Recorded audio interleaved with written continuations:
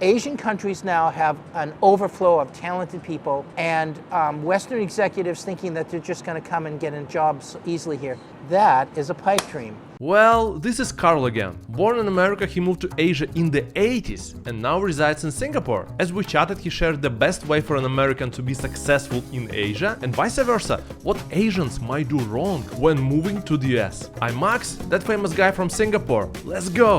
I know lots of foreigners who spent 2 to 5 years, some even 10 years in Asia, but then they get sick of Asia and then they go back and they're back in their homes. I can tell you one thing, Max. Once you have Asia in your blood, it's almost like an opioid or something. It doesn't leave you. Once you get Asia in your blood, it really is there for forever. American diner or hawker center? I ate at the hawker center today. I had laksa noodles at the hawker center today. It cost $5 and then I added a green iced tea. Total cost $6.20. You cannot buy an onion ring at McDonald's for $6.20. Okay, so this is important for all you Westerners who want to save and want to be on a budget and still have a nutritious meal. Eat at the hawker centers. Statue of Liberty or Merlion? I would think that for Singaporean people, the Merlion is their sense of identity. Whereas for Americans and anyone else anywhere in the world who wants to seek freedom, that Statue of Liberty is very symbolic. Yeah. It's incredibly symbolic when you're stressed, when you're being exploited in another country, when you don't have your human rights, you don't have your freedoms, when your life is bad, and then there she is extending her arm out to you. That is the real secret of the United States, which is the hope that French woman with a torch, I think she's French, I don't know, gives to us, not just Americans, gives to us human beings. I think it's incredibly welcoming. Thanksgiving or Chinese New Year? Oh, that's a bit sensitive for me. First of all, not because my wife is from Taiwan, because I do celebrate Chinese New Year. It's because I'm from Boston. You know the significance? We invented it. I grew up in a place called Quincy. The Pilgrims landed in Plymouth Rock, which is another city about 45 minutes away from Quincy. Yeah. We call it the South Shore. I would go on field trips. That's my heritage, to go to the Plymouth Rock where the Mayflower landed. So Thanksgiving is incredibly important to a Bostonian because we all learn our heritage growing up in Massachusetts. It's part of our heritage. So Thanksgiving is obviously much more important to me. And by the way, my wife also likes Thanksgiving turkey dinner. She loves turkey. So, and of course I like Chinese New Year too. So the great thing is my wife likes my holiday and I like her holiday. So that's it about intermingling. That's why we so meant for each other, because we can respect and appreciate each other's cultural things. If someone like from Western world, like American, wanna like relocate to Asia and be successful here, yes, what would be your advice or recommendations how to be successful in this region? You need to build an Asian language fluency right off the bat, immediately. Is it obligatory, you think? Yeah.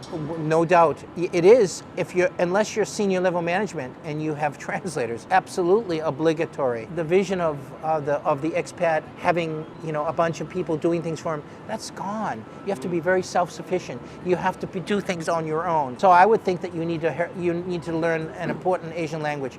My opinion is Mandarin Chinese is probably the most important language in Asia to learn, followed by, believe it or not, I would say Vietnamese, because there's tons of manufacturing moving to Vietnam from Samsung, from Apple. And then third, I would think, I'm going to say Hindi, but because India is going to replace China. But I don't think it's enough. I think you need to set a goal in the very, very beginning. Asian countries now have an overflow of talented people, and Western executives thinking that they're just going to come and get in jobs easily here. That is a pipe dream. You really need to have an expertise and that will be higher than your language skill. But if you've got the expertise in the particular technology or sector of your industry, and then you've got the language skills, that's a no-brainer. You will get that opportunity to come here. But if you don't have either, and then you just come here and feel that you can just fit in and find an opportunity, no, I'm sorry. On this channel, I interview foreigners living in Asia, particularly in Singapore and Malaysia as well, because you are great in public speaking. Can you summarize in a couple of words why people should subscribe to this channel, watching this video with foreigners living outside of their own countries? You need to subscribe to Max's channel because, you know, Max and I, we really, we do have fun because I can joke and Max gets it, number one.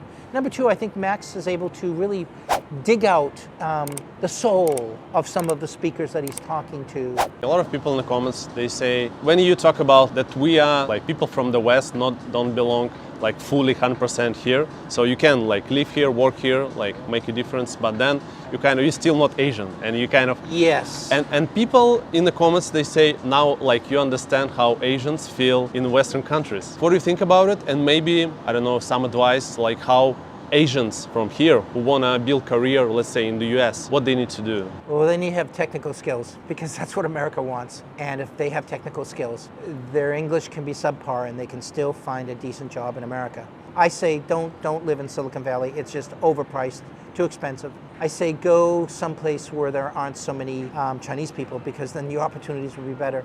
If you hang around your Chinese ecosystem or your Chinese community all the time, you are living in a bubble, and unfortunately, too many Chinese people in America do that.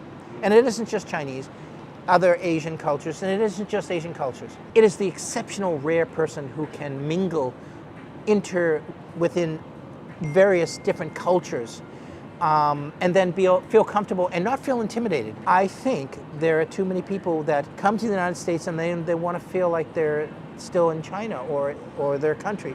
And then they protect themselves and create an artificial barrier, and they don't gain the full benefit of what being an American is. Just put on the Teflon suit. Don't worry that you're not of that culture. If you have the language skills, you can break the barrier. You have to have a very thick face. You cannot let too many things bother you because listen, I've had my fair share of discrimination too here in Asia. Do you think that just because I'm a white guy, I don't have discrimination? 错了, 错了.